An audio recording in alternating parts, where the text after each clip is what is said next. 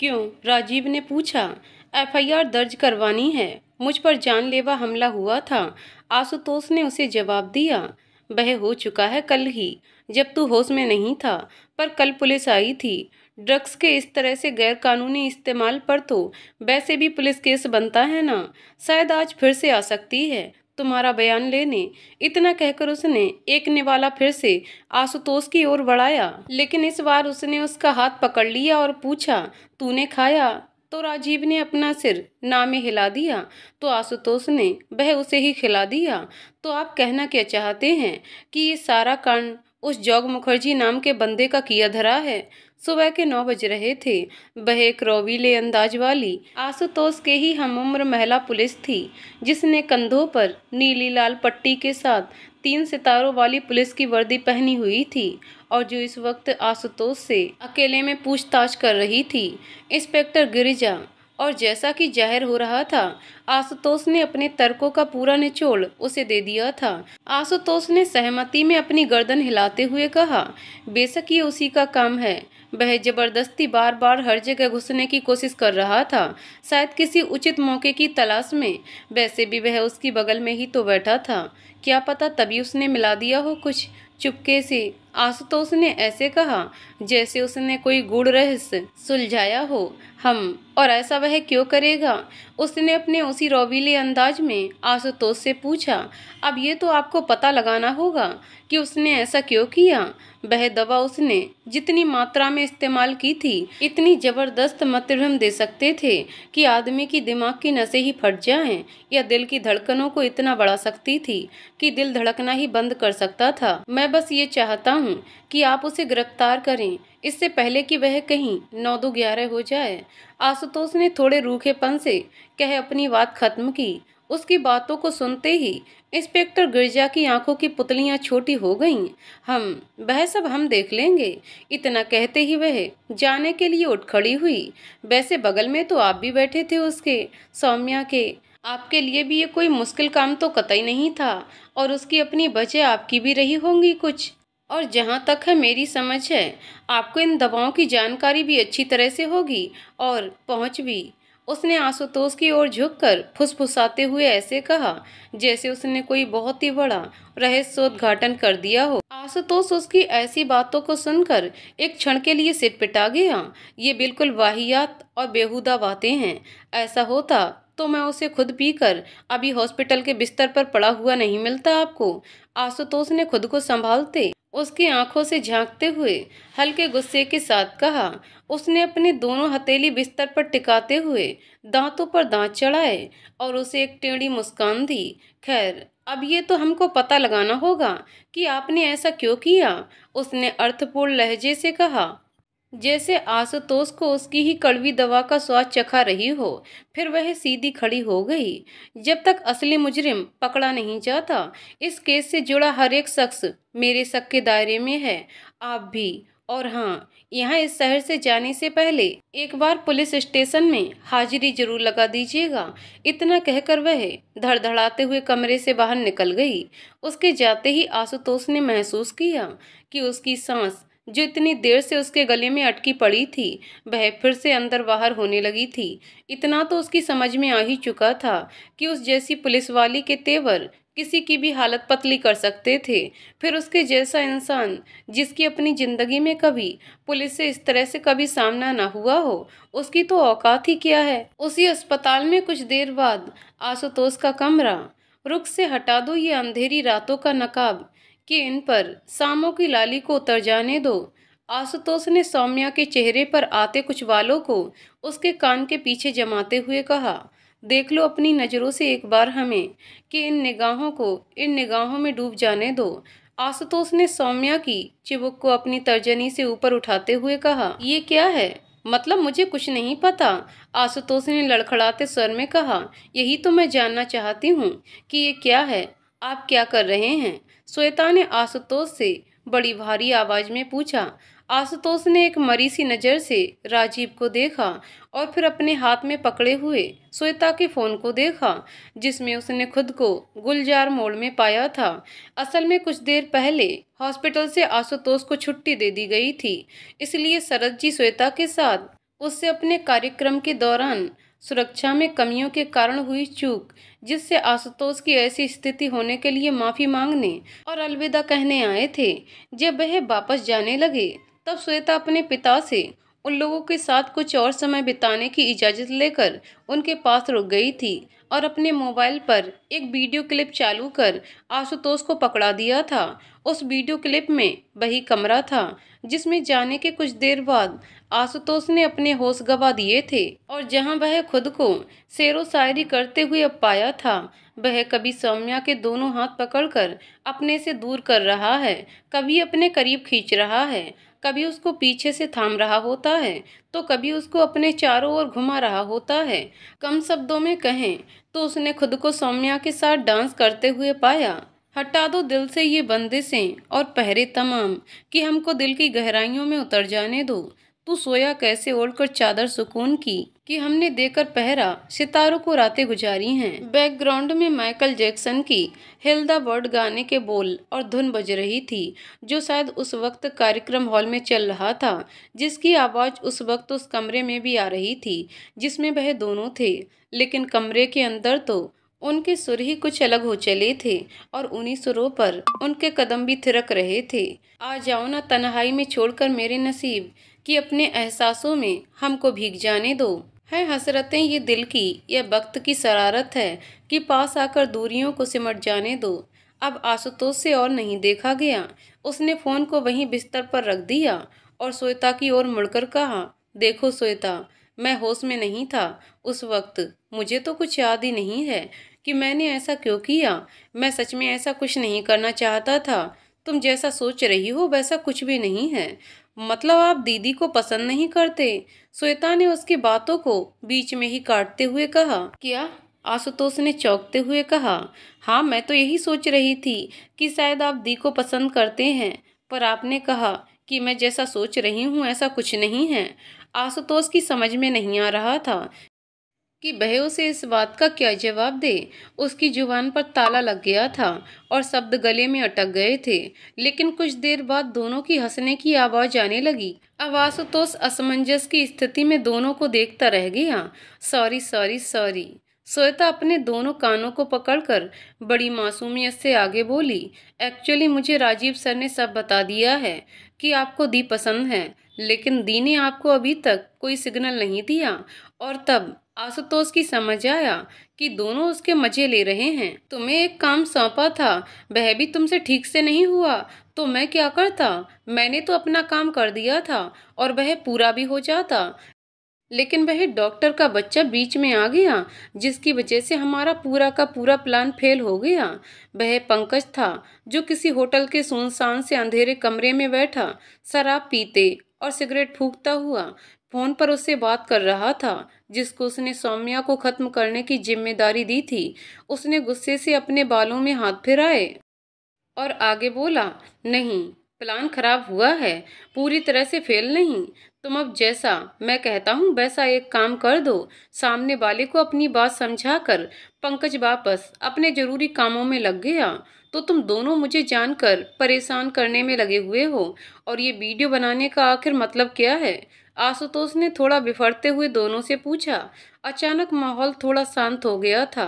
श्वेता ने बिस्तर से अपना फोन उठाया और उदासी से बोली, माफ करना, ये मेरी गलती है। आशुतोष की नजर उसकी ओर घूम गई। उसने आगे बोलना शुरू किया, ये सीसीटीवी फुटेज है उस कमरे की जिसमें आप लोग थे। आप लोग जब काफी देर तक नहीं लौटे तो मैं दी को देखने के लिए निकल पड़ी। ढूंढते हुए जब आप दोनों तक पहुंची तो पहले तो मुझे लगा कि शायद मैंने गलती कर दी यहाँ आकर, जब आप दोनों के एक दूसरे के साथ थोड़ा समय बिता रहे हो और मैंने आकर खलल डाल दी। शायद आप दोनों एक दूसरे को पसंद करते हो, मुझे ऐसा ही लगा तो मैं वापस चली गई। लेकिन फिर कुछ देर बाद ध्यान आया कि हमारा खाना भी तो अधूरा ही रह गया है। ऐसा सोच मैं वापस आई और दी को जोर से आवाज देते हुए कमरे में दाखिल हुई और देखा कि बोलते बोलते ही वह रुकी, जैसे आगे कुछ कहने का साहस जुटा रही हो। उसकी आंखों से आंसू आने लगे और वह पहलू बदलने लगी। आपको तो उल्टियां हो रही थीं और दी जमीन पर औंधे मुंह गिरी पड़ी थीं। राजीव ने उसके कंधे पर हाथ रखा और आशुतोष से बोला, उसके बाद मैं तुझे बता ही चुका हूँ कि श्वेता ने मुझे और शरद जी को बुलाया। फिर मैं, शरद जी, श्वेता और जय, तुम दोनों को लेकर जय की गाड़ी में अस्पताल पहुंचे। आशुतोष ने अपना सिर हिलाया और पूछा, जय की गाड़ी में क्यों, हमारी गाड़ी में क्यों नहीं? राजीव बोला, सौम्या जी अपनी गाड़ी नहीं लाई थी उधर, बल्कि उन्होंने वहां जाने के लिए एक बस बुक की थी और हमारी गाड़ी में एक साथ इतने लोग नहीं आ सकते थे, इसलिए हम जय की गाड़ी से अस्पताल आए, क्योंकि उसकी गाड़ी बड़ी थी और हम सभी लोग उसमें समा गए। जय ने ही पूरे रास्ते गाड़ी चलाई, जबकि मैं तुम्हें, शरद जी, सौम्या जी को संभाले हुए था। आशुतोष ने सोचा, जय ने हमें अस्पताल पहुंचने में मदद की, पर क्यों? कहीं मैंने उसके बारे में गलत अनुमान तो नहीं लगा लिया? श्वेता अति भावुक हो चली थी और थोड़ा रुकी, फिर आगे कहने लगी, अगर सही समय पर मैं समझ गई होती तो आप दोनों को इतनी तकलीफ नहीं होती। आशुतोष देख सकता था, वह अपने आंसुओं को रोकने का भरकस प्रयास कर रही थी और उसका गला रुंध चुका था। उसने अपना सिर अफसोस से झुका लिया था। आशुतोष ने उसके सर पर हाथ रखा, तुमसे गलती हुई, तुम्हें ऐसा सोचने की कोई जरूरत नहीं है, बल्कि अगर सही समय पर हमें ढूंढते हुए तुम वहां नहीं पहुंचती तो न जाने और कितनी देर हम वहीं पड़े रहते और वह स्थिति हमारे लिए जरूर जानलेवा हो सकती थी। उसने अपना सिर उठाकर अपनी भीगी नजरों से आशुतोष को देखा और अचानक उसने आशुतोष को गले लगा लिया। उसकी ऐसी प्रतिक्रिया ने आशुतोष को क्षण भर के लिए हैरान कर दिया, पर वह तुरंत संभल गया और श्वेता के सर पर हाथ से थपथपाने लगा ताकि वह शांत हो जाए। कुछ पलों बाद वह शांत हो गई और उससे अलग हुई। उसकी आंखें अभी भी गीली थीं, पर होठों पर एक छोटी सी मुस्कान थी। उसने अपनी कलाइयों से अपने आंसू पोंछे और बोली, आप बहुत अच्छे हैं और दी बहुत लकी। ये सुन आशुतोष के चेहरे पर मुस्कान आ गई, पर दी, उनका सिर्फ नाम ही सौम्या है, पर है वह बहुत खड़ूस। मम्मी पापा ने बहुत कोशिश की कि वह सब कुछ भूलकर जिंदगी में आगे बढ़ जाएं, पर इस बारे में उन्हें कोई बात पसंद नहीं है। आशुतोष ने श्वेता की ओर देखा और उससे पूछा, लेकिन तुम्हारे पास ये सीसीटीवी का वीडियोस क्लिप कहाँ से आया? श्वेता ने जवाब दिया, ये तो बहुत आसान था, सीसीटीवी का कंट्रोल तो उस समय मेरे हाथों में ही था। मतलब? मैं समझा नहीं। मतलब ये है कि कम्युनिटी हॉल में सिर्फ 2 सीसीटीवी लगा था, एक प्रवेश द्वार पर और एक मेन हॉल में। बाकी के कैमरों को तो दी ने ही लगवाया था सुरक्षा की दृष्टि से, और जिसका नियंत्रण दी के खुद के हाथों में था। लेकिन जब उन्हें अस्पताल लाया गया तो मुझे मामले की गंभीरता का पता चला और फिर मेरे दिमाग में ये आया कि ये क्लिप कैसे भी करके डिलीट करना पड़ेगा, नहीं तो बहुत बड़ी गड़बड़ हो सकती है। मैं नहीं चाहती थी कि इसके बारे में किसी को कुछ भी पता चले, इसलिए मैं जॉय सर के साथ तुरंत वापस वहां पहुंची। उस कमरे के सीसीटीवी के एचडी कार्ड को हटा दिया और अपना खराब वाला एचडी कार्ड उसमें लगा दिया, और लैपटॉप में उसका जो डाटा सेव था मैंने उसे पूरी तरह से डिलीट कर दिया। तुम्हारे पास खराब एचडी कार्ड कहाँ से आया? संयोग से पड़ा हुआ था, बहुत दिनों से ये फोन में ही, मुझे नहीं पता था इस तरह से काम आएगा। आशुतोष ने फिर उससे सवाल किया, क्या तुमने इस बारे में किसी और से कुछ कहा है? श्वेता ने एक बार मुड़कर राजीव को देखा, फिर ना में सिर हिला दिया और बोली, मैंने इस बारे में पुलिस से भी कुछ नहीं कहा। मैंने सिर्फ इतना बताया कि मैं जब वहां पहुंची तो आप लोग बेहोश थे। इससे पहले मैंने वहां जो कुछ भी देखा उसके बारे में उन्हें कुछ नहीं बताया। ऐसा नहीं है कि आशुतोष किसी से कुछ छिपाना चाहता था, पर एक तो उसका रिश्ता बिल्कुल ही एक तरफा था और दूसरा वह नहीं चाहता था कि सच्चाई इस तरह सामने आए और किसी को कुछ गलतफहमी हो। लेकिन ये भी सच है कि पुलिस इस मामले की छानबीन कर रही है, तो क्या ये बात छुप सकती है? और छुप भी गई तो कितने दिन? उसने श्वेता से कहा, तुम्हें ऐसा नहीं करना चाहिए था, तुमने इस मामले में अपने आप को फंसा लिया है। इन सब का नतीजा चाहे जो भी निकले, लेकिन मुझे इस बात का डर है, सबूतों के साथ छेड़छाड़ के लिए तुम मुसीबत में पड़ सकती हो। ये सुनकर उसके चेहरे पर चिंता की लकीरें छाने लगीं। शाम का धुंधलापन छाने लगा था। धीरे धीरे नारंगी लाल गोले ने अपना काला कंबल ओढ़ना शुरू कर दिया था। दूर से ही सड़कों और घरों की बत्तियां चमकने लगी थीं। रात के अंधेरे में जैसे सितारे धरती पर चमकने लगे थे। लेकिन आसमान के सितारों को ये बात शायद नागवार गुजरी, इसलिए काले आसमान में इक्के दुक्के सितारे ही दिख रहे थे। बाकी के गुस्से के मारे कहीं दुबक गए थे शायद। आशुतोष अपने मन में सौम्या से ना मिल पाने का अफसोस आंखों में दबाए अपने होटल की बालकनी में खड़ा था। उसके हॉस्पिटल से निकलने के समय तक वह किसी से मिलने की हालत में नहीं थी। उन लोगों ने भी सोचा कि आज भर आराम करेंगे, उसके बाद कल वह वापस चले जाएंगे, क्योंकि आज राजीव थकान की वजह से और आशुतोष अपने खराब स्वास्थ्य की वजह से घंटों तक गाड़ी नहीं चला सकते थे। ऐसा सोचकर वह लोग वापस होटल लौट कर आए थे। तभी आशुतोष को उसके फोन की आवाज सुनाई दी। देखा तो पापा फोन कर रहे थे। उसने फोन को अपने कान पर लगाया। उनकी आवाज में चिंता और गुस्सा दोनों झलक रहे थे। आशुतोष, मैं ये क्या सुन रहा हूँ तुम्हारे बारे में? ये न्यूज में क्या बता रहे हैं? तुमने मुझे कुछ बताया क्यों नहीं? आशुतोष ने उनकी बातें सुनी। उसकी कुछ समझ में नहीं आ रहा था। उसने उनसे पूछा कि आखिर बात क्या है, वह किस बारे में उससे जानना चाहते हैं। उस अंदर ही अंदर डर लग रहा था, कहीं उसकी तबीयत खराब होने के बारे में पता तो नहीं चल गया। वह नहीं चाहता था कि वो परेशान हो। तभी राजीव के पुकारने की आवाज आई। वह कमरे में गया। कमरे में टीवी पर एक न्यूज चैनल लगा था, जिसका एंकर पूरे उत्साह और विश्वास के साथ एक खबर दे रहा था, जिसको देखने के बाद उसके होश ही नहीं रहा। वह अपने स्थान पर ही जड़ हो गया। वह एंकर कह रहा था कि कैसे एक कोचिंग सेंटर चलाने वाली शिक्षिका लगभग 2 महीने के अंदर ही एक बार फिर से सुर्खियों में है। पिछली बार तो इनके चर्चा में आने का कारण था उस कोचिंग सेंटर के बच्चों का बोर्ड की परीक्षाओं में बेहतर प्रदर्शन, लेकिन इस बार उन पर प्रतिबंधित नशीली दवाइयों के सेवन का मामला सामने आया है। अभी अभी हमें अपने विश्वास पात्र सूत्रों से जानकारी मिली है कि वह और उनका एक पुरुष मित्र इस पूरे मामले में संलिप्त पाए गए हैं। अधिक जानकारी के लिए चलते हैं हमारे संवाददाता किरण के पास, जो इस वक्त उसी अस्पताल के बाहर हैं जहां वह शिक्षिका सौम्या राय और उनके मित्र आशुतोष राणावत भर्ती हैं। किरण, बताइए, इस पूरे मामले में आपको क्या जानकारी मिली है और इस समय वहां कैसे हालात हैं? एक लड़की जो हाथों में माइक पकड़े हुए थी और जिसके पीछे अस्पताल और भीड़ साफ दिख रही थी, ने बोलना शुरू किया। ये पूरा मामला कल का है, जब कोचिंग सेंटर की स्थापना दिवस का समारोह चल रहा था। उसी दौरान दोनों ने प्रतिबंधित दवाओं का प्रयोग किया, लेकिन अधिक मात्रा में दवाओं के सेवन के कारण इनका शारीरिक स्वास्थ्य बिगड़ने लगा, जिसके बाद सौम्या राय और उनके मित्र आशुतोष राणावत को गंभीर हालत में अस्पताल में भर्ती करवाना पड़ा। आज दोपहर को आशुतोष राणावत को छुट्टी दे दी गई थी, लेकिन सौम्या राय अभी भी अस्पताल में ही हैं। हम आपको बता दें कि जिस समय वह दोनों वहां नशा कर रहे थे, उस समय वहां नाबालिग और छोटे बच्चे भी मौजूद थे। साथ ही हम आपको बता दें कि आशुतोष कोई और नहीं बल्कि कल्याणी फार्मा लैब्स के सह संस्थापक हैं। इनके संबंध में कई दवा निर्माता कंपनियों के साथ हैं, इसलिए अटकलें लगाई जा रही हैं कि सौम्या राय को नशीली दवाओं की आपूर्ति इन्हीं के द्वारा हुई होगी। फिलहाल अभी इतनी ही जानकारी। हेलो हेलो, किशोर जी की आवाज़ सुन अचानक से आशुतोष का ध्यान फिर से फोन की ओर गया।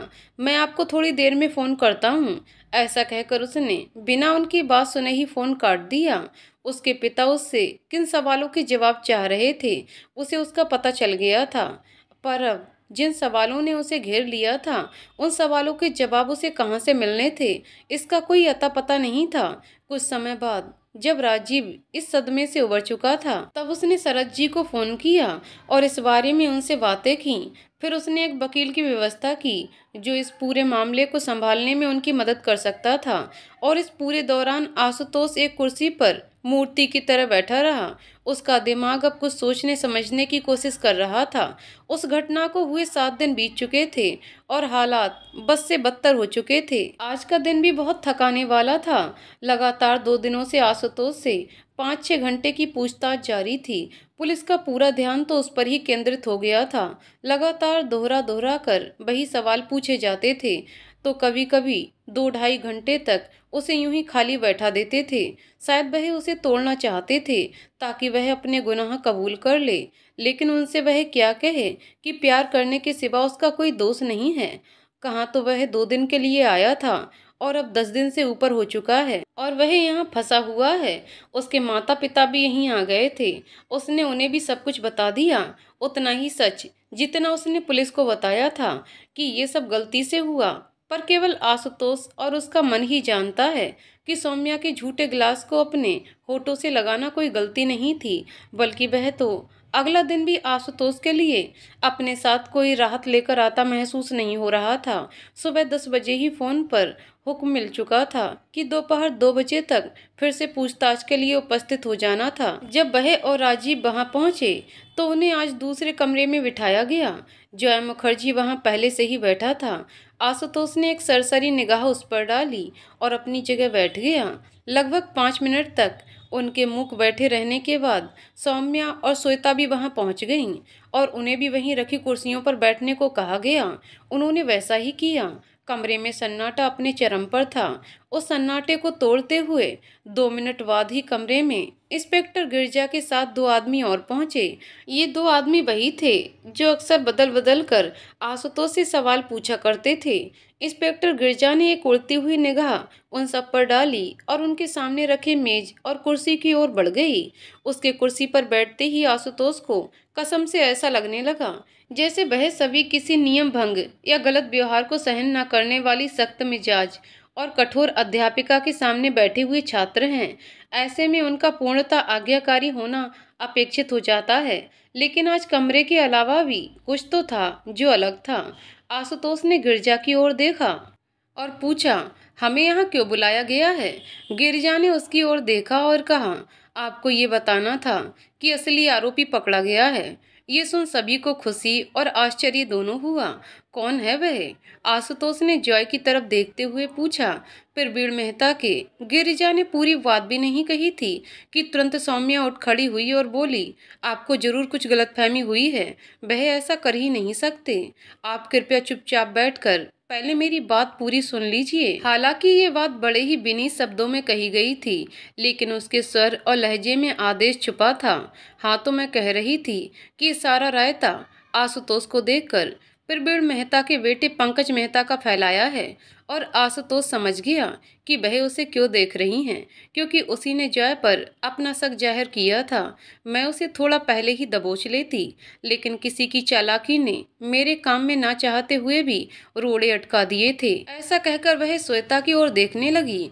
असल में जो सीसीटीवी हमने अपने कब्जे में लिए थे उनमें से एक में कुछ तो गड़बड़ थी। वह खाली था, उसमें खराब कार्ड लगा हुआ था। अजीब था, सारे कैमरे ठीक हैं, फिर वही खराब क्यों?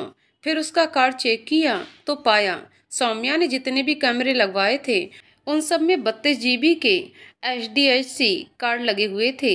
खराब वाला भी वही था, बस थोड़ा पुराना और अलग ब्रांड का था। शंका का अंकुर फूट चुका था, जिस पर पानी बाकी के कैमरे ने डाल दिया। आप दोनों आशुतोष और सौम्या की ओर संकेत करते हुए उस कमरे में थे। उसके कुछ देर बाद श्वेता की ओर संकेत करते हुए ये मैडम भी उस कमरे में पहुंची, जिसके बाद तुरंत वापस आती भी दिखी। 5 मिनट बाद फिर उसी कमरे में जाती हुई दिखी। इसके बाद एक तुम दोनों राजीव और जॉय की ओर संकेत भी पहुंचे और फिर शरद जी भी जाते हुए दिखे। इसके बाद इन चारों शरद, राजीव, जॉय, श्वेता ने तुम दोनों को संभाला और हॉस्पिटल ले आए। उसके लगभग 1 से 1.5 घंटे के बाद श्वेता फिर उसी कमरे के अंदर जाती हुई दिखती है और कुछ देर बाद वापस आती है, लेकिन क्यों समझ में नहीं आया। दूसरी बात, हॉस्पिटल में गए तो चारों थे, लेकिन जब मैं पहुंची तब केवल राजीव और शरद जी ही थे वहां। श्वेता और जय तो मेरे आने के बाद हॉस्पिटल पहुंचे। क्या मिल गया? अनायास ही आशुतोष के मुंह से निकल गया। भूसे के ढेर में सुई मिल गया। उसने एक और पहेली बुझाते हुए कहा, क्या? हाँ, जो 2 लोग प्रवीण मेहता के प्रतिनिधि के तौर पर आए थे उनमें से एक बंदे ने अपने गिलास से सौम्या का गिलास बदल दिया था। उसके इतना कहने के बाद कमरे में अंधेरा हो गया और उसने एक वीडियो क्लिप चलाई। टेबल पर सजे खाने पीने के अलावा कुछ दिखाई नहीं दे रहा था। सामने बैठे लोगों के चेहरे तक नहीं दिखाई दे रहे थे, सिर्फ कपड़ों से मालूम हो रहा था कौन कौन हो सकता है। ऐसे में उस कैमरे के सामने कुछ बच्चे आते हैं, थोड़ी देर रहते हैं, कुछ बातें करते हैं, गुजर जाते हैं। फिर कैमरे के सामने दो लोग, जिसमें से एक ने नीले रंग तो दूसरे ने स्लेटी रंग का फॉर्मल सूट पहना होता है, दिखाई देते हैं। उनके आते ही सौम्या उठ खड़ी होती है और उनसे बातें करना शुरू कर देती है। उसमें से एक इंसान ने अपना गिलास टेबल पर रखा और सौम्या से हाथ मिलाए। कुछ देर बातचीत की, फिर अपना गिलास उठाकर चला गया। गौर से देखने पर पता चला कि उसने जो गिलास रखा था उसकी जगह दूसरा गिलास उठाकर चला गया था। अगर पहले से पता ना हो क्या होने वाला है तो सचमुच में पता लगाना मुश्किल था। वापस से कमरे में उजाला हो गया। उसने वापस सबकी ओर मुड़ते हुए बोलना शुरू किया। पहले एक बार मैं ये वीडियो देख चुकी थी, लेकिन उस वक्त इस पर इतना गौर नहीं किया। इस वीडियो पर मेरा ध्यान तब गया जब फोरेंसिक रिपोर्ट आई। दरअसल आप लोग जिस मेज पर बैठे थे, हमारी फोरेंसिक टीम ने उस मेज पर से सब कुछ उठा लिया था। खाने में तो कुछ नहीं था, लेकिन एक गिलास था जिसमें नारकोटिक्स के अंश मिले थे। और एक और मजे की बात सुनो, बाकी के 4 गिलासों पर तो जॉय के उंगलियों के निशान थे, लेकिन जिस गिलास में नारकोटिक्स के अंश मिले थे उस गिलास पर जॉय के उंगलियों के निशान नहीं थे, बल्कि किसी और के ही उंगलियों के निशान थे। असल में उस गिलास पर 3 लोगों की उंगलियों के निशान थे, एक सौम्या, एक आशुतोष और तीसरा कोई अनजान इंसान। इससे ये सिद्ध होता था कि जो गिलास जॉय अपने साथ लाया था ये वह गिलास नहीं था। तब मैंने दोबारा उस फुटेज को देखा और मेरा शक सही निकला। अब बारी थी ये पता लगाने की कि ये 2 इंसान हैं कौन। इसमें हमारी मदद सीसीटीवी फुटेज ने की। दरअसल मेज पर क्या हुआ ये तो सीसीटीवी फुटेज में नहीं दिख रहा था, लेकिन ठीक उसी वक्त मेज के आसपास कौन कौन थे उनका चेहरा सीसीटीवी फुटेज में साफ दिख रहा था।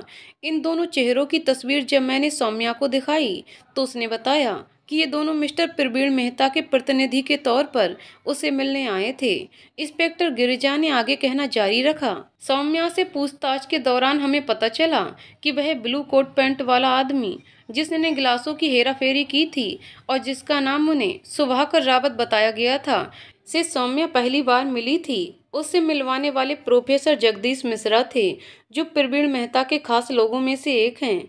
चेहरे तो पहचाने जा चुके थे, लेकिन ये जानना बाकी था कि ये निजी द्वेष के कारण उनके ही द्वारा किया गया कांड है या किसी ने ये करवाया है। दूसरा सवाल ये भी था कि इन गिलास में की गई हेराफेरी में सिर्फ वही शामिल है जिसने ये किया है या दोनों ही की बराबर भागीदारी थी।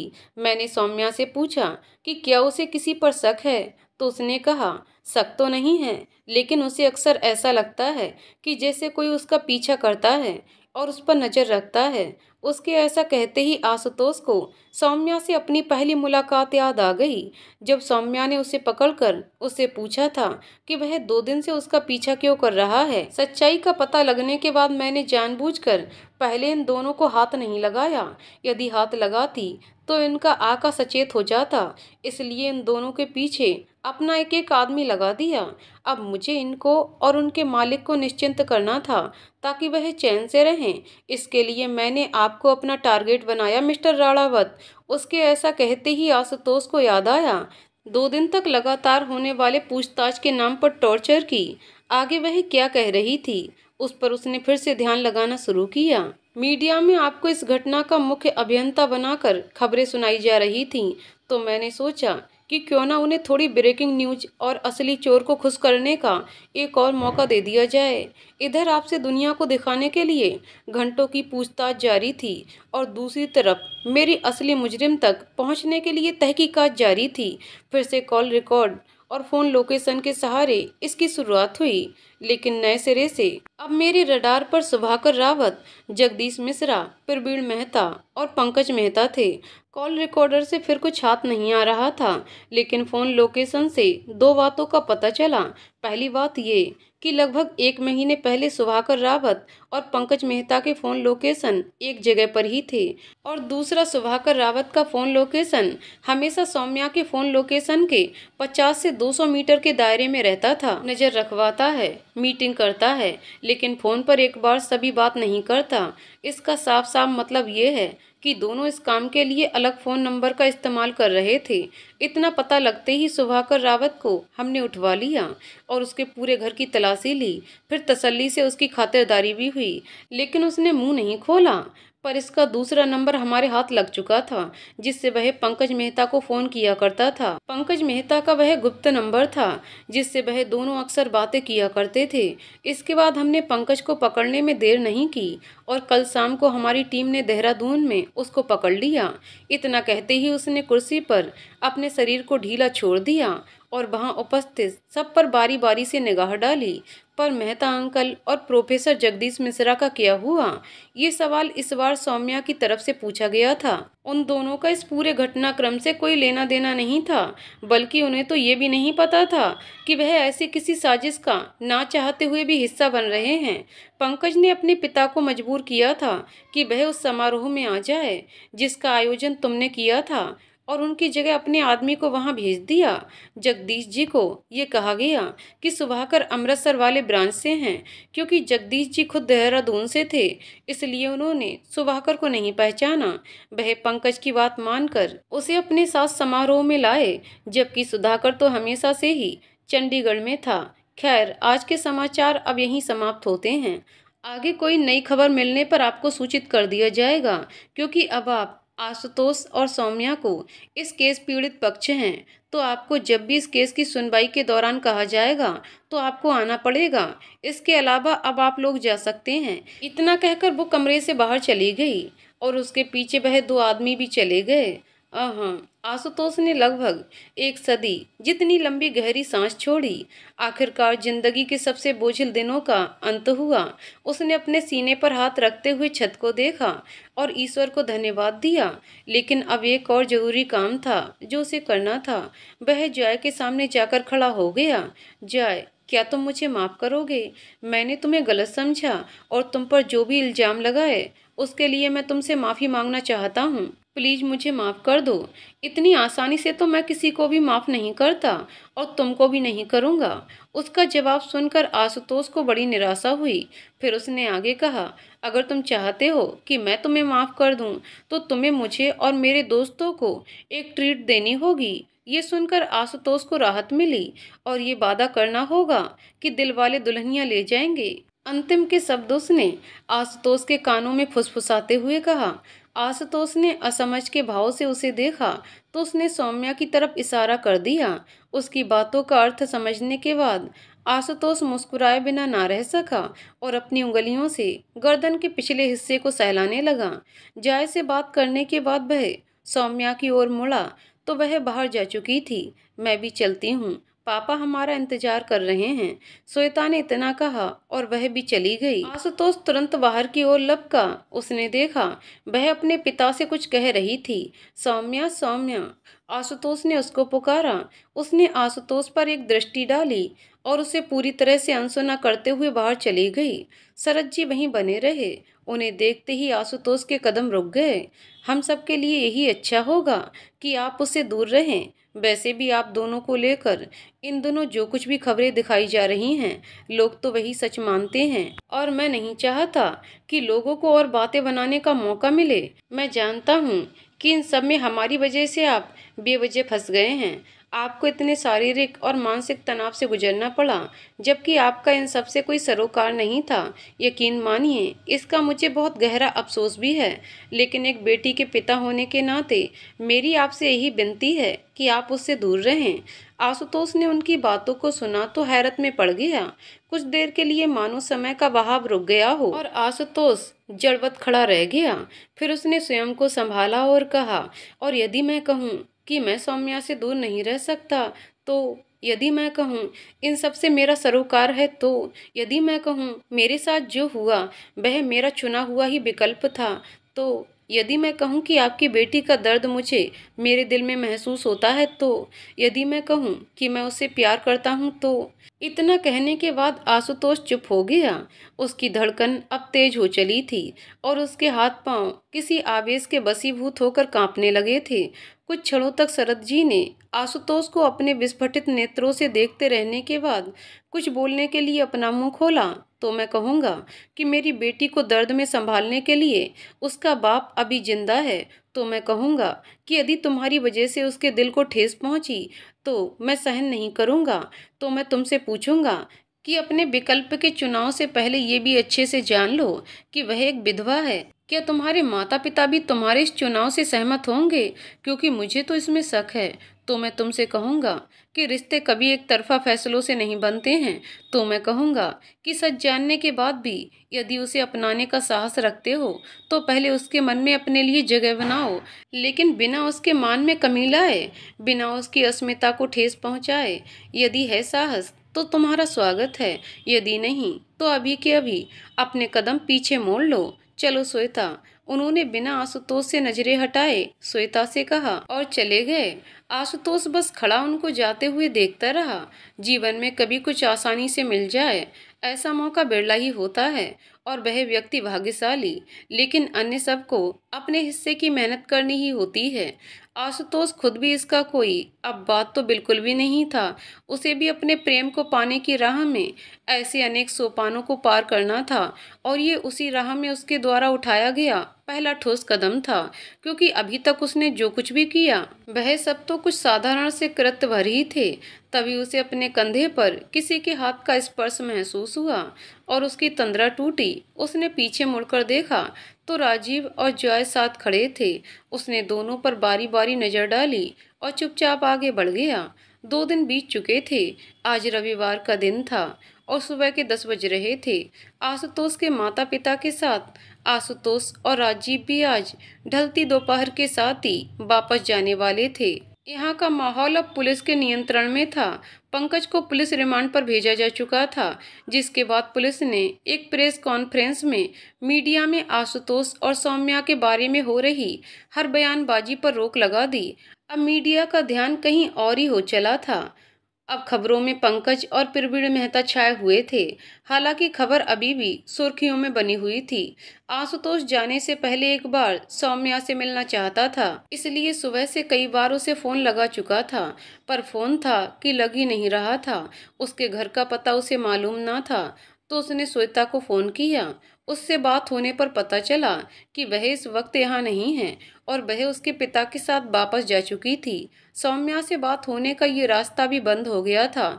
उसने सुधीश जी को फोन लगाने का विचार किया, पर कुछ सोचकर अपने मन में आए इस विचार को झटक कर निकाल दिया। आशुतोष ने अपना पर्स और फोन जेब में डाला और गाड़ी की चाबी उठाई। फिर दिल में एक उम्मीद के साथ निकल गया। पीछे से माँ ने आवाज लगाई, कहाँ चले अब? आप सब तैयार रहें, मैं बस थोड़ी देर में आता हूँ। उसने रुककर कहा और चला गया। वह सौम्या के कोचिंग सेंटर की इमारत के सामने खड़ा था। गाड़ी बाहर ही कुछ दूर पर खड़ी करके वह पैदल ही मेन गेट के अंदर चला गया। वहाँ चहल पहल थी, जिसकी उसे कम ही उम्मीद थी। शायद साफ सफाई हो रही थी। वह आगे बढ़ गया तो सुधीश जी वहीं खड़े साफ सफाई करवा रहे थे। इतने दिनों से बंद पड़ा था ना, कल से क्लासेस फिर से शुरू हो रहे हैं। आशुतोष की चारों ओर घूमती निगाहों का जवाब सुधीश जी ने दिया। अचानक यहाँ कोई काम था, उन्होंने आगे कहा। क्या सौम्या यहाँ है? आशुतोष ने उनसे पूछा तो वह चुपचाप कुछ देर खड़े रहे, जैसे सोच रहे हों कि उसे ये बताना चाहिए या नहीं। आगे से दाहिनी तरफ का दूसरा कमरा, उन्होंने बस इतना ही कहा। आशुतोष कमरे में गया तो सौम्या अपने कार्यों में व्यस्त थी। उसके कदमों की आहट सुनते ही उसका ध्यान दरवाजे की ओर हुआ। आशुतोष को देखते ही उसके चेहरे पर आश्चर्य के भाव आ गए। ये उसके भावों को देखकर आशुतोष भी समझ चुका था। वह मुझे तुमसे कुछ बात करनी थी। आशुतोष ने सौम्या के चेहरे पर आए मौन प्रश्न का उत्तर दिया। क्या बात करनी है? उसने वापस अपनी नज़र मेज पर रखे कागजों में गड़ाते हुए बड़े ही रूखेपन से पूछा। मैं ये जानना चाहता हूँ, आखिर इस तरह के रूखेपन व्यवहार का क्या कारण है? क्या मुझसे कोई गलती हुई है? आशुतोष ने भी लगभग उसी अंदाज में पूछा। नहीं, आपसे कोई गलती नहीं हुई है। गलती तो केवल परिस्थितियों और समय की है, जिससे मैं लड़ नहीं सकती। इसलिए मैं इस विषय में आपसे और कोई बात भी नहीं करना चाहती। बेहतर होगा कि आप मुझसे दूर ही रहें। उसके इस दो टूक जवाब को सुनकर आशुतोष का धैर्य खोने लगा था। देखो, अनजाने में मुझसे हुई गलती के लिए मैं तुमसे माफी मांगता हूँ। वो सब जो कुछ भी हुआ उसके लिए विश्वास करो, मेरा ऐसा कोई इरादा नहीं था। मैंने कहा ना, आपको माफी मांगने की कोई आवश्यकता नहीं है, पर फिर भी यदि आपको माफी मांगनी ही थी तो फोन पर भी मांगी जा सकती थी। उसके लिए आपको यहाँ आने की कोई आवश्यकता नहीं थी। उसने गुस्से से कहा। हाँ, मांगी जा सकती थी, यदि किसी ने मेरा नंबर ब्लॉक न किया होता तो। आशुतोष ने स्वयं को भरकर शांत रखते हुए कहा। सौम्या ने आशुतोष के ऐसा कहते ही उसको टेढ़ी नजरों से देखा, फिर कहा, यदि सच जान ही गए थे तो समझ जाना चाहिए था कि मुझे न आपसे मिलने में न ही आपसे बात करने में कोई दिलचस्पी है। पर मुझे तो है दिलचस्पी, आशुतोष ने बड़े रेशमी लहजे में कहा। क्या मतलब? सौम्या कुछ विचलित होकर बोली। मतलब कुछ नहीं, मैं तो बस कह रहा था कि माना हम चाहे जिन भी परिस्थितियों में मिले हों, वह पहली मुलाकात जो किसी मुठभेड़ से कम नहीं थी, लेकिन हमारे बीच दोस्ती का एक रिश्ता तो जरूर बन गया था। हाँ, वह इतना गहरा नहीं हुआ था, लेकिन एक आपसी समझ तो पैदा हो ही गई थी। कम से कम मुझे तो ऐसा ही लगा था। आपको गलत लगा था। अगर मेरे व्यवहार को आपने मित्रता का गहरा संबंध समझा तो मैं आपको बता दूं कि मेरा आपके प्रति ऐसा कोई विशेष व्यवहार नहीं था। आमतौर पर इस कोचिंग के हर कंट्रीब्यूटर के साथ मेरा ऐसा ही मित्रवत व्यवहार ही होता है। ऐसा था तो समारोह वाले दिन अपने दूसरे कंट्रीब्यूटर में से किसी के साथ क्यों नहीं थी? आशुतोष के ऐसा कहते ही उसके भाव में क्रोध के साथ उदासी के भाव भी आ गए। वह बोली, इसका जवाब देना मैं जरूरी नहीं समझती। हाँ जरूर, यदि सच्चाई छिपाने का इरादा हो तो अच्छा बहाना है ये। उनकी बातचीत अब कोई और ही मोड़ ले चुकी थी, एक ऐसे रास्ते पर जिस पर शायद आशुतोष तो बिल्कुल भी चलना नहीं चाहता था। वह बात कर ही रहे थे कि तभी अचानक से सौम्या के फोन की घंटी बजने लगी। उसमें एक नज़र फोन पर डाला और फोन को अपने कान पर लगा लिया। जैसे जैसे समय बीतता गया वैसे वैसे उसके चेहरे के भाव भी बदलते गए। कुछ देर बाद उसने फोन रख दिया। दूसरी तरफ से कही गई बातों ने उसे किसी भारी चिंता में डाल दिया था। चली जाऊंगी मैं, उसने उसके प्रस्ताव को ठुकराते हुए कहा। ट्रेन से बहुत समय लगेगा और मुझे लगता है तुम्हें जल्दी जल्दी वहां पहुंच जाना चाहिए। आशुतोष के इस सुझाव पर वह कुछ देर खामोश खड़ी रही। आशुतोष ने आगे कहा, यदि तुम कोई सामान लेना चाहती हो तो तुम्हारे घर जाकर हम ला सकते हैं। सौम्या ने फिर उसे देखा। शायद उसे ये बात बहुत पसंद नहीं आई थी। ये सोचकर आशुतोष ने उससे कहा, यदि तुम मुझे अपने घर नहीं ले जाना चाहती तो कोई बात नहीं, तुम अपना सामान यहाँ पर ले आओ, मैं तुम्हें यहीं से ले चलूँगा। फिर यहाँ से मैं पहले अपने होटल जाऊँगा, वहाँ से अपने माता पिता और दोस्तों को लेते हुए हम देहरादून चले जाएंगे। तुम्हें जैसा ठीक लगे तुम सोच लो। बहुत देर तक खड़ी वह अपनी सोच में डूबी रही। फिर उसने ठीक है का सदा हुआ और छोटा सा जवाब दिया और आगे बढ़ गई। आशुतोष भी उसके पीछे चलने लगा। सौम्या ने अपनी गाड़ी की चाबी सुधीश जी को पकड़ाई और कहा, मैं देहरादून जा रही हूँ।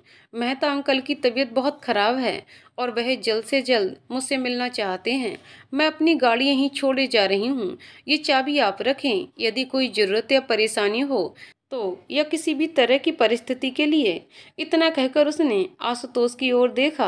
आशुतोष ने अपने हाथ से उसे आगे बढ़ने का संकेत किया और वह दोनों आशुतोष की गाड़ी में सौम्या के घर की ओर निकल गए।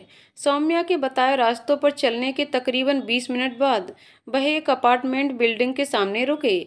उसने दरवाजा खोला और आशुतोष की ओर देखकर कहा, मैं अभी 10 मिनट में अपना सामान लेकर आती हूँ।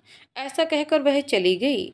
आशुतोष गाड़ी में बैठकर उसका इंतजार करते हुए सोचने लगा, हद है, मतलब क्या मैं इतना बुरा हूँ कि कोई मुझे अपने घर भी ना बुला सके? ऐसी भी क्या नापसंदगी। खैर, इस बीच उसने अपनी माँ को फ़ोन करके बताया कि वह तैयार रहे, क्योंकि किसी इमरजेंसी की वजह से उन्हें अभी निकलना होगा। उसने राजीव को फ़ोन करके उसे भी ये सब बता दिया। 10 मिनट से कुछ ऊपर हुए होंगे जब आशुतोष को सौम्या अपने हाथों में एक छोटा सा बैग लेकर आती हुई दिखी। उसने दरवाजा खोला और बाहर निकल गया। सौम्या के हाथों से सामान लेकर उसने गाड़ी की डिग्गी में डाल दिया। फिर वह दोनों गाड़ी में बैठे और गाड़ी फिर से चल पड़ी। होटल पहुंचकर आशुतोष ने गाड़ी रोकी और सौम्या से कहा, चलो कहाँ? अंदर। मैं यहीं ठीक हूँ, लेकिन मुझे अच्छा नहीं लगेगा कि तुम यहाँ अकेली बैठी रहो। इस बार उसने थोड़ा आधिकारिक होते हुए कठोर स्वर में कहा, जिस पर सौम्या ने कुछ नहीं कहा और चुपचाप गाड़ी से उतर गई। वह भी अपना सिर झटकते हुए गाड़ी से निकलकर होटल के अंदर जाने लगा। होटल की लॉबी में ही सभी उसका इंतजार कर रहे थे। उसके साथ सौम्या को देखकर राजीव के चेहरे के भाव देखने लायक थे, लेकिन आशुतोष ने उसे नजरअंदाज करते हुए सौम्या को अपने माता पिता से मिलवाया और सौम्या का उनके साथ जाने के कारण से अवगत करवाया। गाड़ी हाईवे पर अपनी पूरी रफ्तार से दौड़ रही थी। सौम्या आशुतोष के माता पिता किशोर जी और कल्याणी जी के साथ पीछे बैठी हुई थी और को ड्राइवर सीट पर राजीव आशुतोष के साथ। उन्हें निकले हुए 1.5 घंटे से ऊपर हो चुके थे। सुबह से गाड़ी चलाते चलाते अब वह थक चुका था। उसने गाड़ी को अंबाला मार्ग पर स्थित टोल प्लाजा से थोड़ा पहले एक छोटे से ढाबे पर दोपहर के खाने के लिए रोका। खाना पीना होने के बाद उनकी गाड़ी एक बार फिर से हाईवे पर दौड़ने लगी। पूरा सफर लगभग खामोशी से ही कट रहा था। किशोर जी तो पूरे रास्ते भर बस ऊँघते रहे। हाँ, कल्याणी जी सौम्या से बीच बीच में कुछ पूछ लेती तो वह उसका कुछ छोटा सा जवाब दे देती। उसने अपनी तरफ से बात करने में कोई रुचि नहीं दिखाई, जिसके बाद थोड़ी देर में कल्याणी जी भी चुप हो गईं। शाम के 4:30 बजे वह लोग देहरादून पहुंच गए। आशुतोष ने सुझाव दिया कि राजीव उसके माता पिता को टैक्सी से घर पहुंचाने के बाद उसी से अपने घर चला जाएगा और वह दोनों मेहता साहब से मिलने के लिए हॉस्पिटल चले जाएंगे। नहीं, इससे आगे मैं अकेले चली जाऊंगी। आप तकलीफ ना करें, सौम्या ने कहा। इसमें कोई तकलीफ वाली बात नहीं है। वैसे भी मेहता साहब से मेरी भी तो थोड़ी बहुत जान पहचान है, और यदि उनकी तबीयत इतनी खराब है तो मुझे भी उनसे मिलने जाना चाहिए, आशुतोष ने सहजता से कहा। फिर वैसा ही हुआ जैसा तय किया गया था। एक टैक्सी लेकर राजीव ने अपना सामान उसमें रखा और किशोर जी और कल्याणी जी के साथ चला गया। आशुतोष और सौम्या भी अपने रास्ते की ओर बढ़ चले। वह दोनों गाड़ी से उतरे और अस्पताल के अंदर चले गए। रिसेप्शन पर उन्होंने प्रवीण मेहता के बारे में पूछा। रिसेप्शनिस्ट ने एक बार में एक ही व्यक्ति मिल सकता है, ऐसा कहते हुए उन्हें उनका कमरा नंबर बता दिया। कुछ ही देर में दोनों उस कमरे के सामने थे। सौम्या दरवाजा खोलते हुए कमरे के अंदर दाखिल हुई। आशुतोष बाहर बरामदे में ही उसका इंतजार करने लगा। उसके जाने के थोड़ी देर बाद शरद जी और एक गर्भवती महिला उस कमरे से बाहर निकली। उन्होंने पहले आशुतोष को देखा और सामने लगी कुर्सियों पर जाकर बैठ गए। वह महिला लगातार बस रोए जा रही थी। आशुतोष ने भी उन्हें देखा और वापस वहीं दीवार पर पीठ टिकाकर खड़ा हो गया। तकरीबन 15-20 मिनट के बाद कमरे का दरवाजा खुला और सौम्या बाहर आई। उसके चेहरे के भाव बहुत ही गंभीर हो चुके थे। वह अपने पिता के सामने गई और बोली, पापा, क्या आप अपनी गाड़ी की चाबी देंगे? क्या बात है सौम्या, क्या हुआ तुम्हें? उन्होंने उसका चेहरा देखकर उससे पूछा। पापा प्लीज, आप मुझे अपनी गाड़ी की चाबी दे दीजिए। क्या हुआ सौम्या, तुम कुछ बोलती क्यों नहीं? पापा प्लीज। इस बार उसकी आवाज में बेतहासा दर्द भरा हुआ था। उन्होंने अपनी जेब से एक चाबी निकाली और उसे सौम्या के सुपुर्द कर दिया। वह चाबी लेकर बहुत ही तेजी से बाहर की ओर चली गई। शरद जी ने आशुतोष को देखा और वह उन्हें देखकर बोला, मैं देखता हूँ। ऐसा कहकर वह भी तेजी से उसके पीछे चला गया। सौम्या ने अपने पिता की गाड़ी ढूंढी और उसे लेकर आगे बढ़ गई। आशुतोष भी अपनी गाड़ी में उसके पीछे हो लिया। कुछ देर तेजी से गाड़ी चलाते रहने के बाद वह शहर से बाहर मसूरी रोड की तरफ जाने वाली सड़क की ओर मुड़ गई। वह तेजी से गाड़ी चला रही थी और आशुतोष की नज़रों से ओझल हो गई। पहाड़ियों वाले सर्पिलाकार रास्ते आ चुके थे। आशुतोष के दिल में किसी अनिष्ट की आशंका के बादल उमड़ने घुमड़ने लगे थे। वह बस उसी रास्ते पर तेजी से आगे बढ़ रहा था और मन ही मन में यही कामना कर रहा था कि सब कुछ ठीक हो जाएगा। थोड़ी दूर आगे जाने पर उसकी गाड़ी दिखाई दे गई। आशुतोष ने उसकी गाड़ी के पास ही अपनी गाड़ी खड़ी की और उसकी तलाश करने लगा। वहीं कुछ दूरी पर पहाड़ी पर छत जैसा उभरा हुआ बना हुआ था, जहां खाई की तरफ मुंह करके और चेहरा झुकाए हुए एक चट्टान पर बैठी हुई थी। आशुतोष आहिस्ता आहिस्ता उसकी ओर बढ़ने लगा। उसने अपना चेहरा दोनों हथेलियों में छुपाए हुए था, शायद वह रो रही थी। उसका ध्यान अपनी ओर खींचने के लिए आशुतोष ने गला साफ करने का नाटक किया, जिसके बाद वह हड़बड़ाते हुए अपने आंसू पोंछने लगी। अपने हाथों से उसके आंखों के आंसुओं को पोंछने की प्रबल इच्छा को दबाते हुए आशुतोष ने अपनी जेब से अपना रूमाल निकाला और उसकी ओर बढ़ा दिया। सौम्या ने एक नज़र आशुतोष को देखा और एक नज़र से रूमाल की तरफ, फिर उसने अपने दुपट्टे से ही अपने आंसू पोंछ लिए। अपना रूमाल आशुतोष ने जेब के सुपुर्द किया और उसके पास ही उचित दूरी बनाकर बैठ गया। न ही आशुतोष ने उससे कुछ पूछा, न ही सौम्या ने उसे कुछ बताया। न जाने कितनी देर तक उनके बीच खामोशी छाई रही। आशुतोष खुश था, सौम्या की खामोशियों का साथी बनकर भी। सूर्य ढलने को था। बीच बीच में हवाओं के चलने की और पक्षियों के चहचहाने की आवाज आ जाती थी। क्या तुमने अपने पापा को बताया था कि तुम हमारे साथ देहरादून आ रही हो? बहुत देर तक उसकी खामोशियों का साथी बने रहने के बाद आशुतोष ने उससे पूछा। जवाब में उसने हाँ में बस अपना सिर हिला दिया।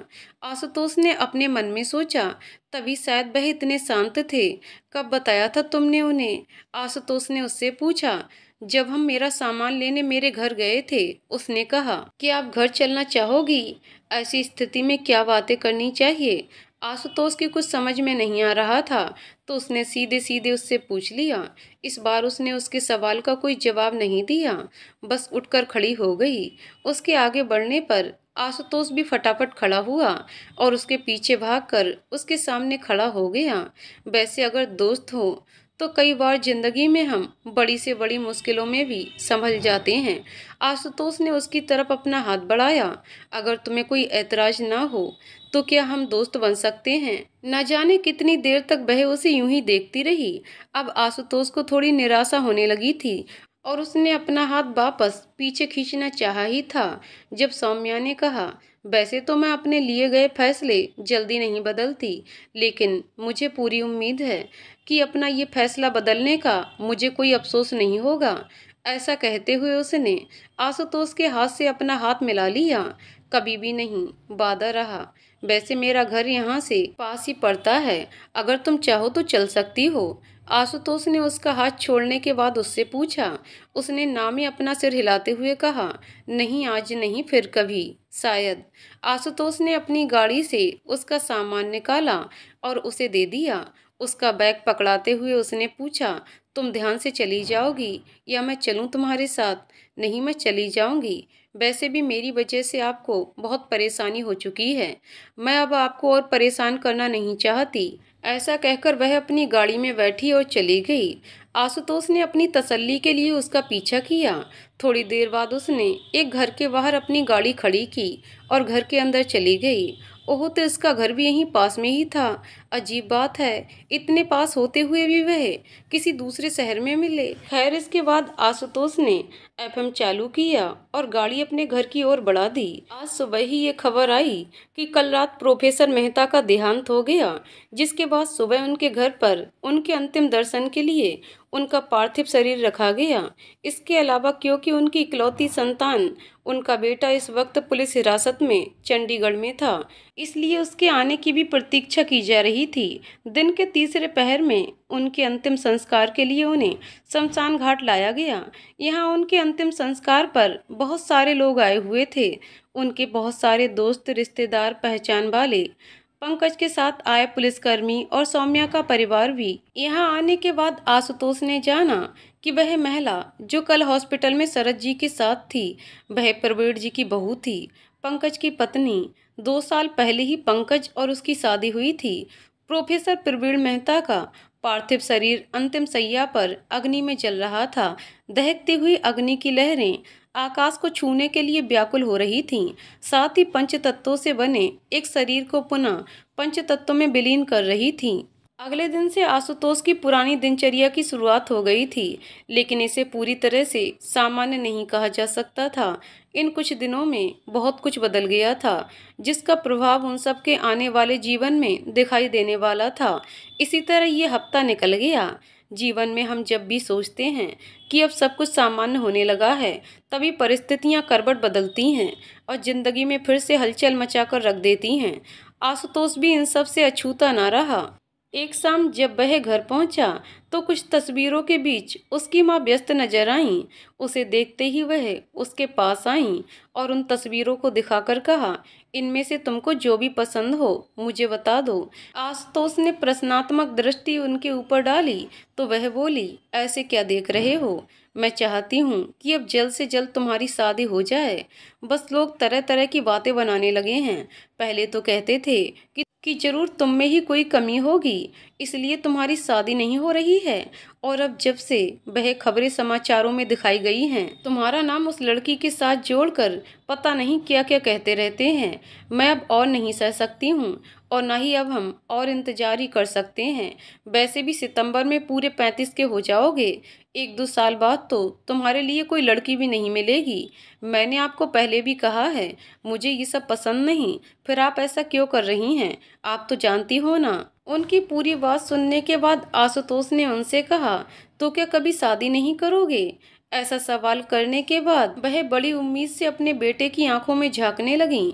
आशुतोष ने उनके हाथों को पकड़ा, एक गहरी सांस ली और कहा, मैं किसी को पसंद करता हूँ और उसी से शादी करूँगा। कौन है वह? क्या नाम है उसका? सौम्या। बस इतना कहकर वह चुप हो गया। अगर कुछ दिनों पहले उसने ये नाम लिया होता तो शायद कल्याणी जी उसे ना पहचान पाती, लेकिन अब इतना कुछ हो जाने के बाद वह सौम्या को बहुत अच्छे से पहचान चुकी थी और शायद उनको इस बात से थोड़ा सदमा भी लगा था। इस वक्त उनके चेहरे पर कौन से भाव थे, ये समझ पाना आशुतोष के बस के बाहर था। उनका ये व्यवहार उसके लिए अपेक्षित भी था, वह कहीं ना कहीं इसके लिए तैयार भी था। लेकिन बेटा, एक तो वह विधवा है ना। थोड़ा संभलने के बाद उन्होंने कहा। उनके इतना कहते ही आशुतोष को उस दिन सौम्या के पिता द्वारा कहे गए वह शब्द आ गए। वह जब उससे कह रहे थे कि तो मैं तुमसे पूछूंगा कि अपने विकल्प के चुनाव से पहले ये भी अच्छे से जान लो कि वह एक विधवा है, तो क्या तुम्हारे माता पिता भी तुम्हारे इस चुनाव से सहमत होंगे? कल्याणी जी के इस सवाल ने उसे अंदर तक हिलाकर रख दिया। उसने शांति से ही पर भारी आवाज में उनसे कहा, नहीं, वह एक समझदार, सरल हृदय और आत्मनिर्भर महिला है। सिर्फ विधवा होना उसकी पहचान नहीं है। अपने समस्त शारीरिक कमजोरियों के बाद भी कोई इतना साहसी कैसे हो सकता है, ये मैंने उससे सीखा है। जब परिस्थितियां परीक्षाएं लेती हैं तब उससे धैर्य से कैसे पार पाया जा सकता है, ये मैंने उससे सीखा है। मुश्किलें आपके दोनों पैर जकड़कर पीछे खींचती हैं, लेकिन ऐसी परिस्थितियों में भी आगे कैसे बढ़ते रहना है, ये मैंने उससे सीखा है। यही उसकी असली पहचान है। उसका धैर्य, उसका साहस, उसका आत्मविश्वास, दूसरों के लिए मदद करने का जज्बा। जब अपने लिए कुछ ना रहे तो अपना जीवन दूसरों के नाम कर देना, यही है उसकी असली पहचान। हालांकि उसने अपनी माँ से ये बात शांतिपूर्वक ही कही थी, लेकिन उसकी सांस ऊपर नीचे होने लगी थी और धड़कनों की रफ्तार भी बढ़ गई। जब अपनी बात कहकर वह अपने कमरे में जाने के लिए मुड़ा तो देखा उसके पिता वहीं पर खड़े थे। शायद उन्होंने भी वह सब सुन लिया था और देखा जो अभी यहाँ पर हुआ था। आशुतोष ने उनसे कुछ नहीं कहा और सीधा अपने कमरे में चला गया। इस पूरे घटनाक्रम के कारण घर के माहौल में एक बोझिल सी शांति छा गई थी। कोई किसी से बात नहीं कर रहा था, या शायद केवल आशुतोष से कोई बात नहीं करना चाहता था। 2 दिन ऐसे ही निकल गए। वह सोचने लगा कि इस तरह की चुप्पी से तो किसी समस्या का समाधान नहीं निकाला जा सकता है। इसलिए उसने निश्चय किया कि आज घर जाने के बाद वह जरूर उनसे बात करेगा और अपनी बात समझाने का प्रयास भी करेगा। उसके दिमाग में ये ख्याल भी आया कि यदि उसके घर के हालात ऐसे हैं तो शायद कहीं ना कहीं सौम्या के घर के भी कुछ यही हालात होंगे, क्योंकि जिन परिस्थितियों का सामना उसे करना पड़ रहा था, सौम्या को भी तो उसका सामना करना पड़ा था ना। उसे भी तो लोगों की बातों को सहन करना पड़ रहा होगा। आशुतोष घर पहुंचा तो फिर से वहां के वातावरण ने उसे बेगानेपन का ही आभास करवाया। वह अपने कमरे में गया और श्वेता को फ़ोन लगाया। उसने श्वेता को ही फ़ोन इसलिए लगाया क्योंकि सौम्या इस बारे में उसे कुछ भी नहीं कहती और उस घर के अन्य किसी सदस्य से वह बात नहीं कर सकता था। केवल श्वेता ही ऐसी थी जो उसे सब कुछ बता सकती थी। आशुतोष ने उससे पूछा कि क्या विगत दिनों में जो कुछ भी हुआ उसकी वजह से उसके परिवार को कोई परेशानी हो रही है। तो उसने बताया कि लोग अभी भी गलत गलत बातें किया करते हैं। स्कूल में सौम्या के साथ कैसा व्यवहार हो रहा है ये तो उसने किसी से नहीं कहा, पर शरद जी से पता लगा कि कोचिंग सेंटर में आने वाले बच्चों की संख्या में 40% की गिरावट देखी गई है, जिसमें ज़्यादातर लड़कियां हैं। इसके अलावा उसने ये भी बताया कि अगले हफ्ते से गर्मियों की छुट्टियां शुरू हो रही हैं, इसलिए 3 दिन बाद उसके पिता उसको यहाँ पर ले आएंगे। श्वेता से बातें करने के बाद आशुतोष ने फोन रख दिया। जाहिर है लोग अपने बच्चों को सौम्या के संपर्क में आने से रोक रहे थे। शायद उन्हें सौम्या के चरित्र पर संदेह होने लगा था। ये बहुत ही दुखद बात थी कि गलती किसी और की थी और सजा किसी और को मिल रही थी। आशुतोष के घर रात के खाने के समय भी मेज पर वही अनचाही शांति पसरी हुई थी। खाने के बाद किशोर जी अपने कमरे में चले गए और कल्याणी जी किचन समेटने के लिए आशुतोष उनके पीछे किचन में चला गया। उन्होंने एक दृष्टि उसके ऊपर डाली, फिर अपने कामों में लग गईं। आशुतोष उनके करीब गया और उन्हें पीछे से पकड़कर उनसे लिपट गया। उनके हाथ अचानक ही रुक गए और उन्होंने उसी स्थिति में उससे पूछा, क्या हुआ? ये तो मैं पूछना चाहता हूँ कि क्या हुआ? कोई भी मुझसे बात क्यों नहीं कर रहा है? क्या आप लोग मुझसे नाराज हैं? ऐसी कोई बात नहीं है। तो फिर बात क्या है? कुछ नहीं, तुम जाकर आराम करो, थक गए होगे। वह भारी कदमों से अपने कमरे में चला आया और सिर पर हाथ रखकर सीधा लेट गया। तकरीबन 10 मिनट बाद किसी के आने की आहट हुई। उसने दरवाजे की ओर देखा तो माँ आई हुई थी। वह उठकर पलंग से पीठ लगाकर बैठ गया। वह कुछ समय तक अपनी अनुभवी आंखों से अपने बेटे का निरीक्षण करती रही और उसके बाद बोली, कब से जानते हो उसे? आशुतोष समझ गया कि वह सौम्या के बारे में ही पूछ रही हैं। उसने नजरें उठाकर उन्हें देखा और बोला, 7 महीने पहले चंडीगढ़ में पहली बार देखा था उसे। जिस हॉस्पिटल में मेरी मीटिंग थी उसी हॉस्पिटल में वह चेकअप कराने के लिए आई थी। फिर धीरे धीरे वह उन्हें सब कुछ बताता चला गया कि किस तरह से वह टकराए, जिस कारण से उसके रिपोर्ट नीचे गिर गए और उनमें से वह एक वहीं छूट गया जिसको वापस देने के लिए वह उसके पीछे भागने लगा। उसके बाद जिस तरह से उसने उसकी खबर ली, आशुतोष ने देखा कि ये बात सुनने के बाद उनके होठों के कोरों पर एक हल्की सी मुस्कान आई थी जिसे उन्होंने जाहिर नहीं होने दिया। वह आगे बताने लगा कि कैसे दोबारा लगभग 5 महीने बाद उनकी देहरादून के ही मॉल में मुलाकात हुई और फिर हमें उसके पहल के बारे में पता चला जो उसने आर्थिक दृष्टि से कमज़ोर बच्चों के लिए लिया था। उसने उन्हें सब कुछ बताया, यहाँ तक कि एक ही गिलास से कोल्ड ड्रिंक पीने की गलती कैसे हुई से लेकर शरद जी के साथ हुई बहस तक। कुछ भी छुपाने का अब कोई औचित्य नहीं था। अब वह बड़ी उम्मीद से उन्हें देख रहा था। वह जानना चाहता था कि उसकी माँ क्या कहेंगी। वह शांति से बैठी हुई थीं। कुछ देर की खामोशी के बाद उन्होंने कहना शुरू किया, सच कहूँ तो उस दिन तुम्हारे मुंह से सौम्या का नाम सुनकर मुझे बहुत निराशा हुई थी। इतना कहकर उन्होंने एक नज़र आशुतोष को देखा, फिर शून्य में ताकते हुए बोली, देखो तुम मुझे गलत मत समझना, मैं थोड़े पुराने ख्यालों वाली महिला हूँ। मैं अपने इकलौते बेटे के लिए हमेशा सब कुछ सबसे अच्छा चाहती थी, पर तुम्हारी पसंद ने मुझे चौंका दिया था। मैं सच में तुम्हारे इस चुनाव से खुश नहीं हुई। उनकी इन बातों को सुनकर आशुतोष निराश होने लगा। वह अपने लिए खुशी जरूर चाहता था, पर बदले में अपने माता पिता को दुख देकर नहीं।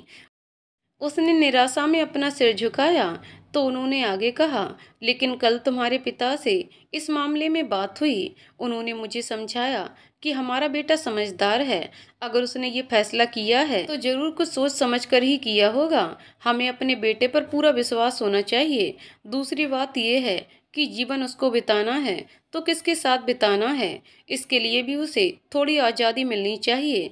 फिर उन्होंने कहा कि अक्सर हम कहते नहीं थकते कि जोड़ियां तो ऊपर से बनकर आती हैं, तो जब वह बन रही हैं तो मैं क्यों बीच में उसमें रुकावट डाल रही हूँ। उनकी इस बात को सुनकर मुझे अपने बचपन में हुई एक घटना याद आ गई, जो हमारे गांव में हुई थी और जिसके कारण मुझे अपना फैसला बदलने के लिए सोचना पड़ा। कौन सी घटना? आशुतोष ने उनसे पूछा। अभी बहुत रात हो गई है, फिर कभी बताऊंगी, उन्होंने कहा और आगे बोली। खैर, तुमने उसके बारे में जो कहा वह सब सही है। जितना मैंने उसको समझा है वह वैसी ही है। इसलिए हमें लगता है कि अपने जीवन साथी के रूप में वह तुम्हारे लिए एक बेहतरीन चुनाव है और हम दोनों तुम्हारे इस फैसले में तुम्हारे साथ हैं। उनके आखिरी वाक्य को सुनकर तो आशुतोष का दिल खुशी के मारे उछलने को कर रहा था, लेकिन उसने अपने जज्बातों को काबू में रखना ही सही समझा। तो अब बताओ, कब जाएं उसके घर रिश्ता लेकर? नहीं, अभी नहीं, पहले उसकी हाँ तो हो जाए।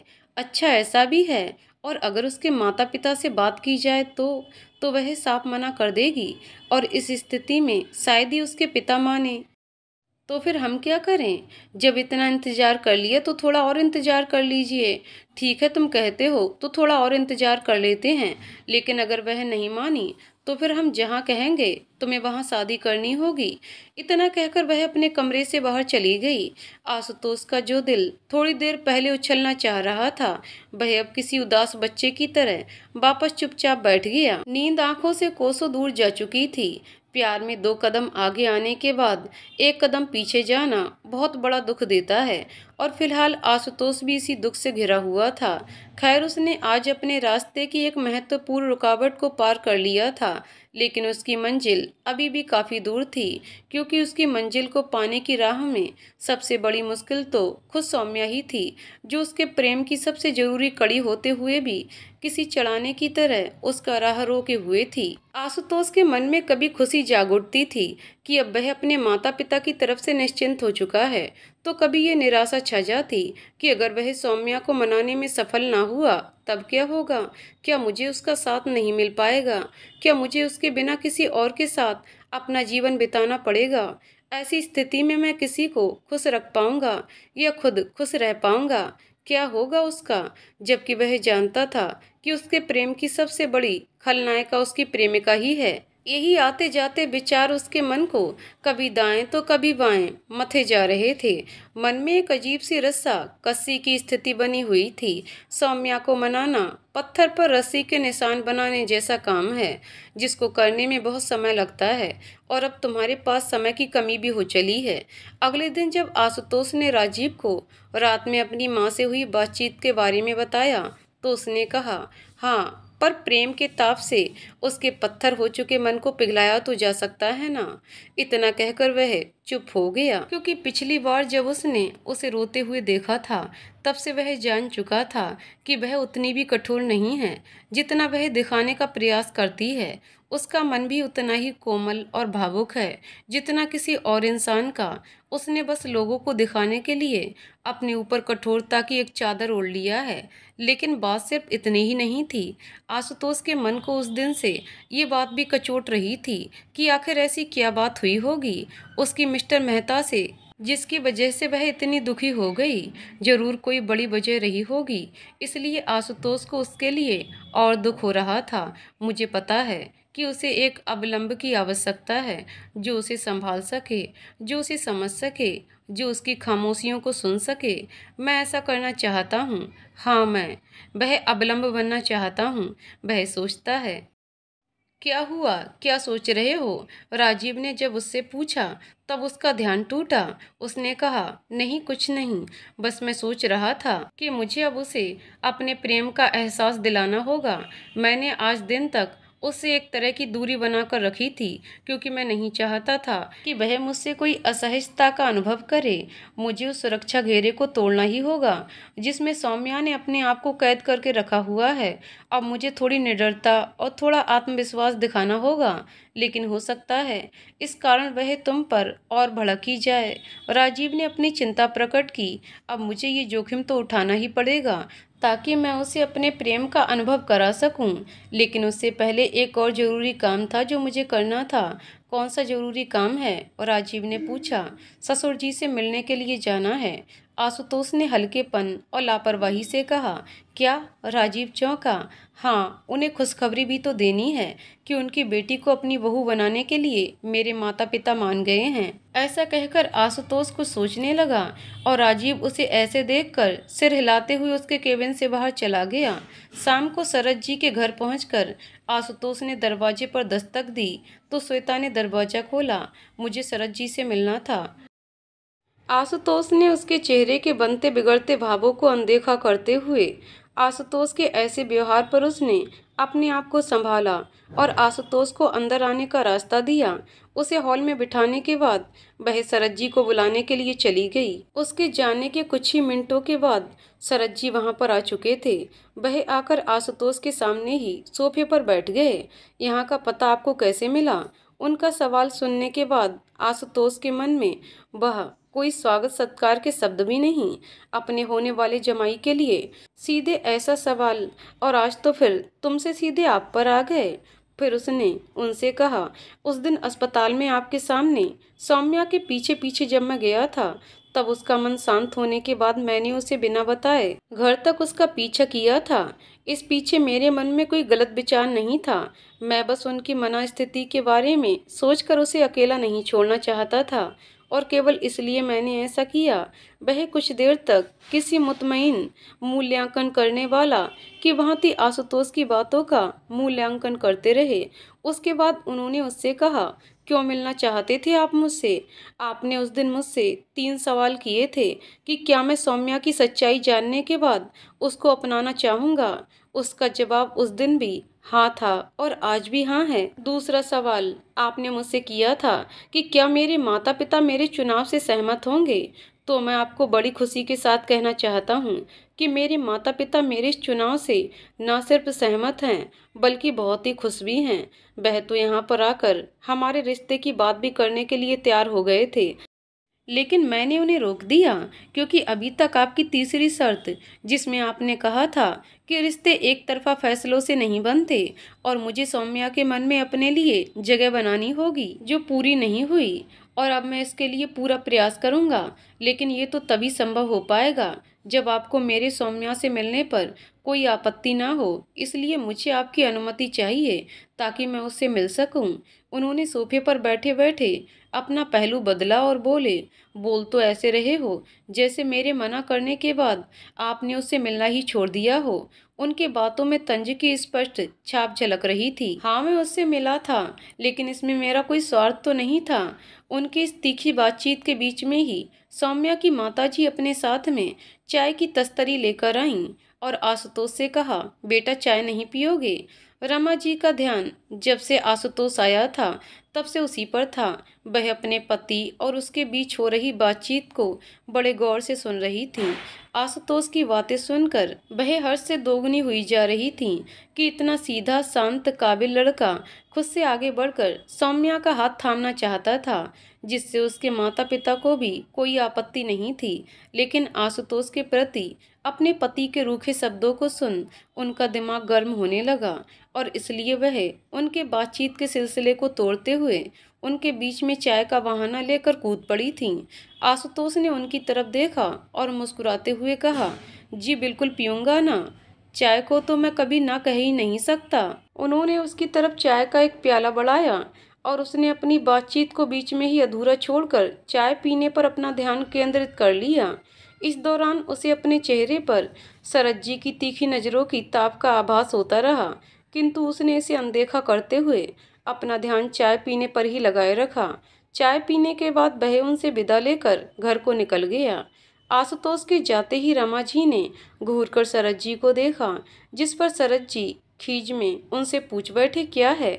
उन्होंने शरद जी को कोई जवाब नहीं दिया और चाय के खाली कपों वाली तस्तरी उठाकर वापस रसोई में चली गईं। इधर शरद जी उन्हें पीछे से जाते हुए अजीब नज़रों से देखते रहे। घर पहुंचकर आशुतोष ने जय को फ़ोन लगाया। जय, कैसे हो? कैसा चल रहा है तुम्हारा काम? जय, मैं तो ठीक हूँ। शूटिंग तो पहले से ही सारी हो चुकी थी, अब बस एडिटिंग का काम बाकी था, वह भी पूरा हो जाएगा 2-4 दिन में। बहुत अच्छे, तो क्यों ना हम तुम्हारा काम खत्म होने के बाद कुछ दिनों के लिए कहीं घूमने के लिए चलें? जय, विचार तो अच्छा है, लेकिन कहाँ घूमने जाएंगे और साथ में कौन कौन होगा? और ऋषिकेश, कुछ ज़्यादा लोग नहीं, बस मैं, तुम, मेरा दोस्त राजीव और उसका परिवार, और सौम्या भी। लेकिन सौम्या को मनाने का काम तुम्हारा ही होगा, क्योंकि अगर मैंने उससे पूछा तो मुझे पूरा विश्वास है कि वह मना कर देगी। लेकिन उसके साथ तुम्हारे संबंध बहुत दोस्ताना हैं, इसलिए मुझे लगता है कि तुम उसे मना लोगे। जय, मैं वादा तो नहीं कर सकता, लेकिन अपनी पूरी कोशिश करूँगा। लेकिन प्लान तो 1 हफ्ते बाद ही रखना, क्योंकि उससे पहले मैं फ्री नहीं हूँ। ठीक है तो, लेकिन पहले तुम सौम्या से बात कर लो और उसके बाद मुझे उसका जवाब जरूर बताना। जय, ठीक है, मैं कल तुम्हें इसी वक्त फिर से फ़ोन करता हूँ। आशुतोष की उस योजना का आरंभ हो चुका था, जिसका लक्ष्य था सौम्या के दिल में अपने लिए जगह बनाना, और इसके लिए उसके साथ कहीं घूमने जाने का विचार कुछ बुरा तो नहीं। अब उसे केवल सौम्या के जवाब का इंतजार था। खैर, उसके लिए आज की रात कल की अपेक्षा थोड़ा कम परेशान करने वाली रही, इसलिए नींद भी आराम से आ गई। अगले दिन अपने वादे के मुताबिक जय ने उसे खुशखबरी दी कि सौम्या उसके साथ जाने के लिए तैयार है। हालांकि इसके लिए उसे बहुत पापड़ बेलने पड़े। उसके साथ उसके भाई और बहन भी जा रहे हैं। आशुतोष को इससे कोई परेशानी नहीं थी, जैसा कि वह जानता था। श्वेता तो विपक्षी दल में होते हुए भी उसके दल की ही सदस्य थी, और रही बात शौर्य की, तो उसे भी वह अपने पाले में करके ही रहेगा। अब तो उसे बस अगले सप्ताह की प्रतीक्षा थी। 1 हफ्ते बाद सौम्या देहरादून के अपने घर में प्रवीण मेहता से अस्पताल में हुए उस दिन की मुलाकात के बारे में सोच रही थी। हम अतीत में किए गए अपने बुरे कर्मों और गलतियों को तो नहीं बदल सकते, और न ही उनसे मिलने वाले परिणामों को ही बदल सकते हैं, लेकिन अपनी गलतियों का पश्चाताप और उन्हें फिर से ना दोहराने का संकल्प कर उन घावों पर मरहम तो जरूर लगा सकते हैं, जो उन अतीत के कर्मों की देन होता है। सौम्या ने मेहता अंकल से कहा, जब वह अपने द्वारा अतीत में किए हुए किसी अपराध के कारण ग्लानि से भरे हुए थे।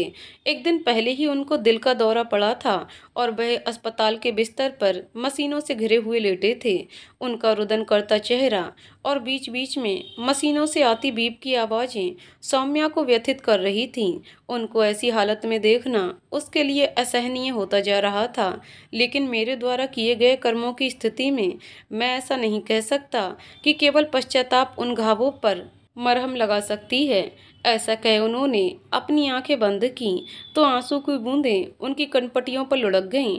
फिर कुछ क्षणों बाद उन्होंने साहस बटोरते हुए अपनी आंखें खोलीं और आगे बोले, मुझे तो केवल दंड से ही आत्मिक शांति मिल सकती थी, जो ईश्वर ने मुझे दे दिया, पर फिर भी मेरे प्राण अटके हुए हैं, केवल इसलिए कि मैं अपने कुकर्मों का स्वीकारीकरण कर लूं। शायद इससे मेरे सीने पर रखा ग्लानि का बोझ उतर जाए।